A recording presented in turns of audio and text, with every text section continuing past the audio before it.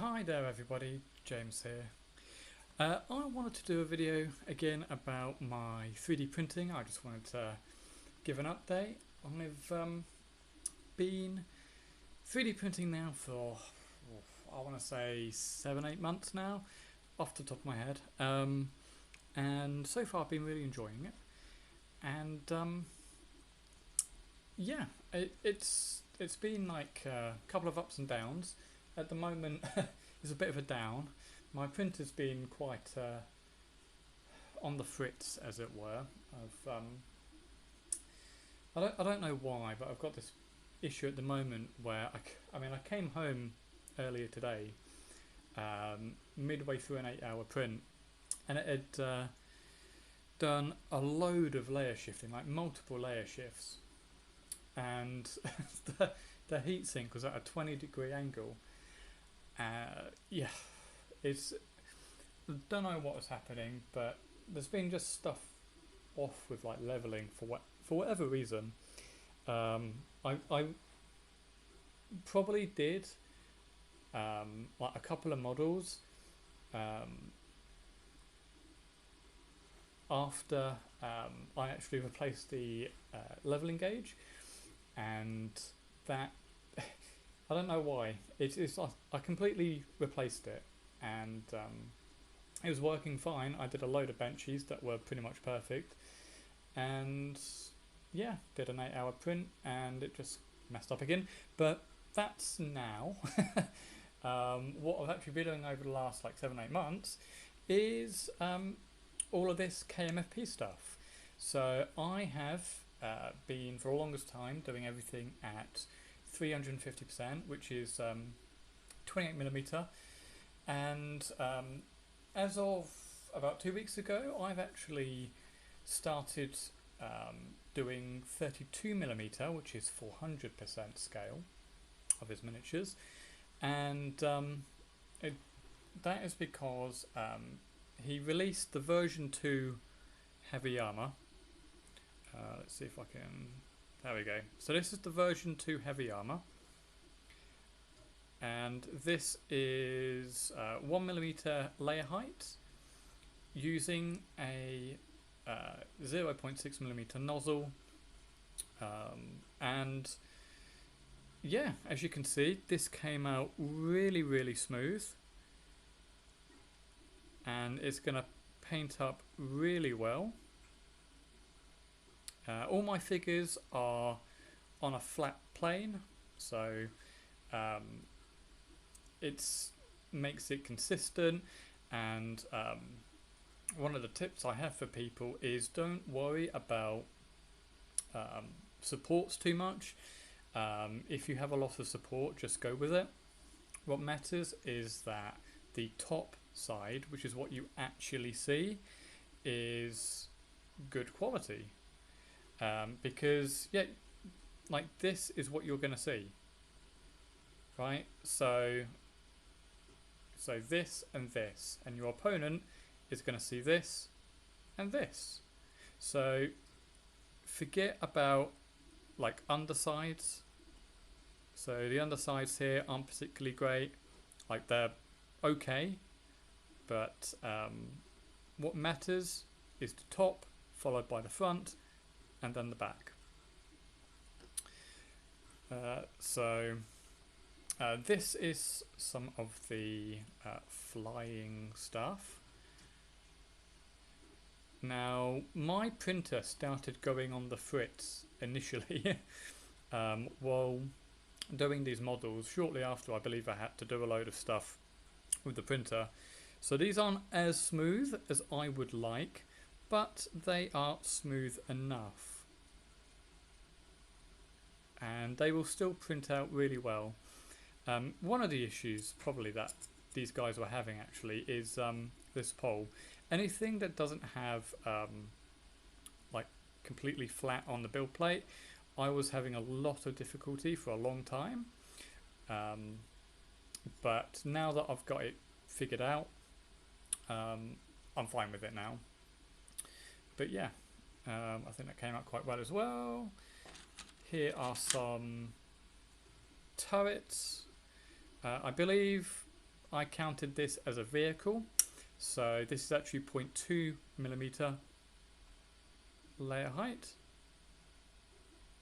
You can see I've magnetized it.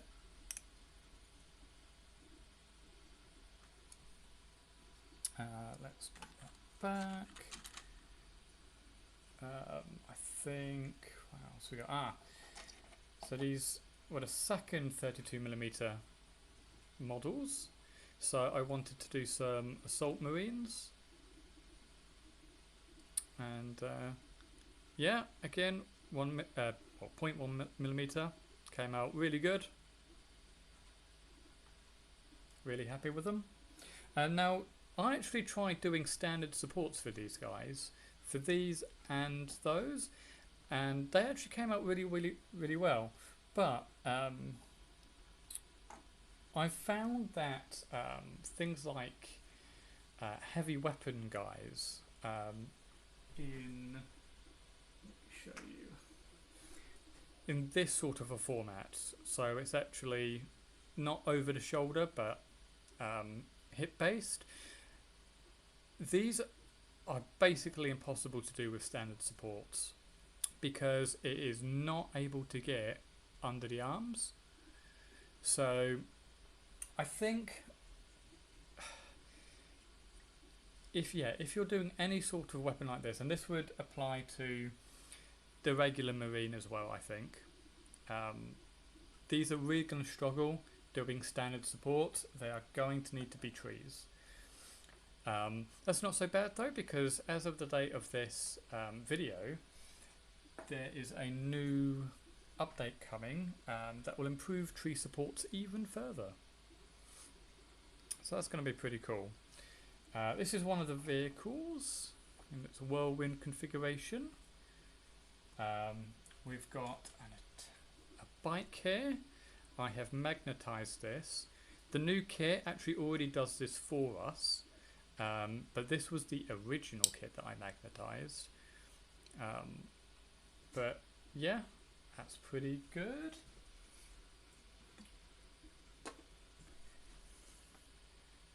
Got a banner bearer.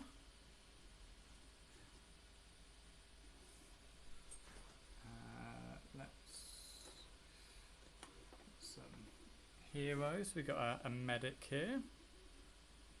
And these guys here are actually some of the first ones I did. So they're not as good quality as the others, but they still hold up really well. This is one of the Psychers. I think that's a really cool pose, really cool weapon.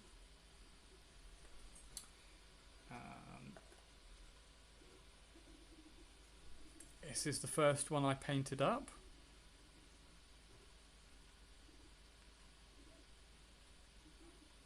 I think, like the models, I like having just basic paint jobs. I'm not a massive painter, but I try and make it consistent where I can. Now, interesting, this one may have actually been PLA+. I was having a lot of issues when I tried going to PLA+, and I don't like it. I was finding that it was just stringing way too much. I believe this was still using a 0.4 in fact, and yeah, it's not nearly as crisp as it should be. Now eventually this is going to get redone in the version 2 armor, so can't wait for that. He will get replaced. Oh, these are the original version ones. You can see by the shoulder pad that goes much further down. The groinal plate area goes quite far down as well, and the backpack is a bit different, like the power pack. Now this is 28mm versus 32, but let's see if I can get them level. There you go. But they're still on a 40mm base.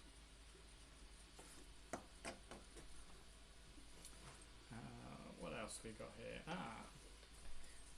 This is another vehicle one. So the heavy weapons platforms. Again, magnetized. Several different weapon options.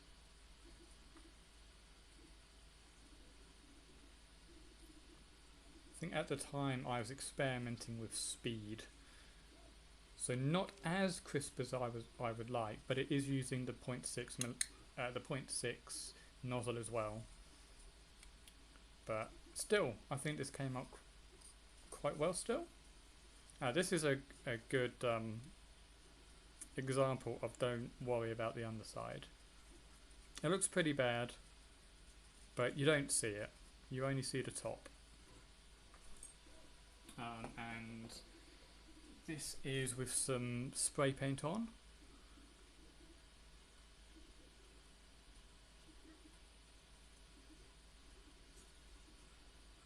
Kind of a quick spray paint, I think. I think I was running out.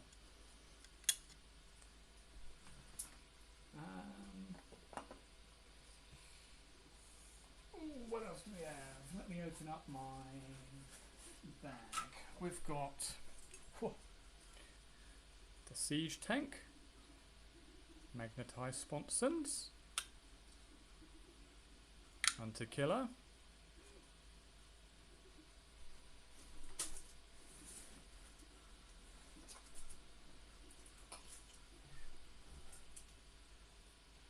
the regular armoured tank, again sponsons, all magnetized.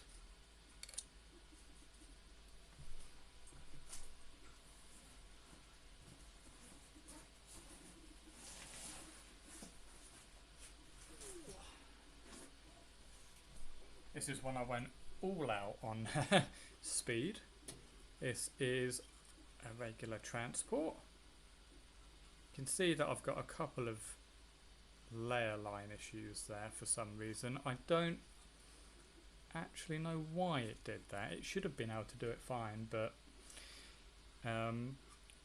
possibly my fan was going at the time. I did actually replace that recently, as well as increase my cooling capacity. I printed out a part from my Viper that redirects the airflow like much better over the parts.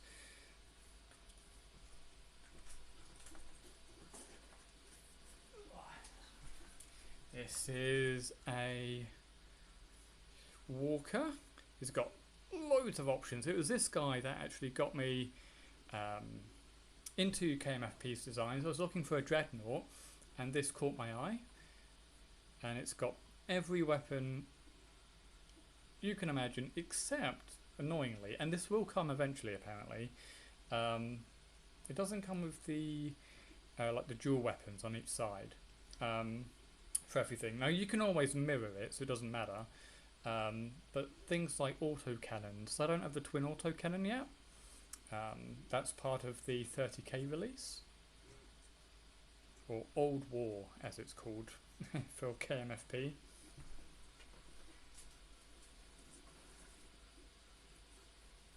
Let's see what else we got. We've got these guys.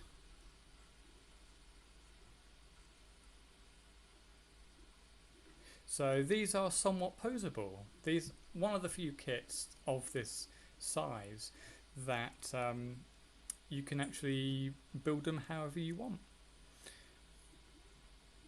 So it's like 3 different options for the shoulders, 2 different versions I think for the head, different chest weapons, 2 melee weapons, and 3 heavy weapons under the arms. So lots of variety.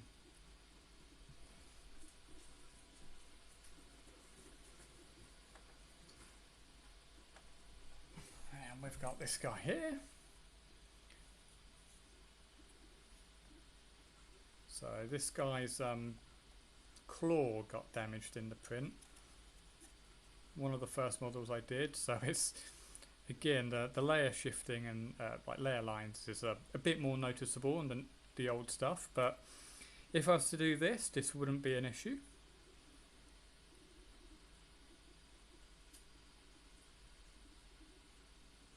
And there's several different options that you can put on there. And then lastly, oh, actually no, not lastly, so two more things. So, I don't know if I can't remember if I showed you, but this is the flyer. I've got a more grounded one here.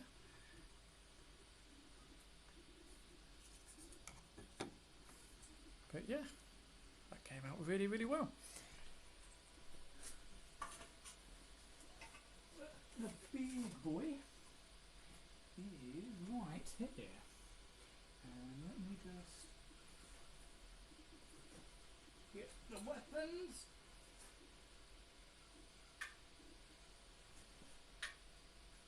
Oh, here we go. Right. The giant. Oh, Jesus. There you go. The heavy tank. So several different sponsor weapons. There's like main hull weapons like siege cannons and stuff like that. Yeah, this was printed pretty much. So all of that is one piece. Didn't take long to do the weapons. I can't remember how long it took, if I'm going to be honest, but it actually wasn't that bad. This is actually when I first decided on a 0.2mm layer height for vehicles, and it came out so good that I decided I was going to do it for the rest of them. So I think this is heat issues again. But I was I was getting heat issues basically the moment I switched to 0.6, but I dialed it in quite nicely, I think. So I don't have that on any of the newer prints. So yeah. Don't let it be said that you can't do 3D printing on PLA. You just got to find the right models. These are simple in their geometry, that it's easy for an FDM printer to do it layer by layer. There is no excessive detailing, so it's mostly smooth all around. But the important stuff like trim, there we go. So the important stuff like trim, this stuff here, weapons, head, they have just enough detail to let you figure out, what it is, and yeah, in all, I'm not planning on stopping anytime soon. I've got the first of many 32mm heavy weapons guys. So this is a 28mm. So yeah. Thank you for watching. I hope you really enjoyed that, and I hope I've given a lot of you some food for thought and incentive to actually try it yourself. A lot of people are put out by the idea of FDM miniatures, since people believe that only resin is going to get that sort of quality, and you know what, it doesn't get resin quality, but it gets good enough. And if there was one other way to describe it, it would be, if you are fine with painting to like a base 3 level, consider this the base 3 level, but for the actual model itself. It is just good enough that you get praise if you print it right, and that's good enough as far as I'm concerned. So yeah, give it a try. It's hard to go wrong, I would say. Right, have a good day, everybody, and have a good new year. Bye bye.